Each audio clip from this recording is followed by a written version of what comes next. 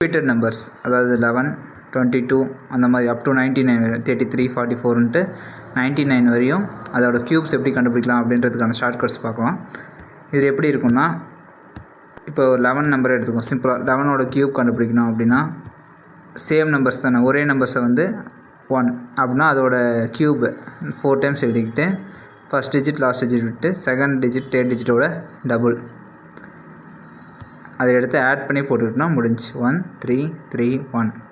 இது 11நால ஈஸியாக போட்டுட்டிங்க அப்படின்னு சொல்லக்கூடாது. 44 கூட எடுத்துக்க பார்க்கலாம். 44ஓட க்யூப் வந்து 64 64 64 64. இப்போ வந்து இதோட டபுள் பண்ணால் 128 128.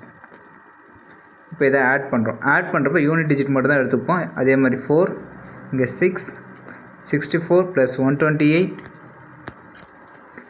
192 192 plus 6 198 8 198ல 19 ரிமைனிங். அது 192 plus 19 192 plus 19 211 211ல 1 ரிமைனிங். அப்புறம் 21 ஆட் பண்ணால் 5 8 85184 ஆன்சர்.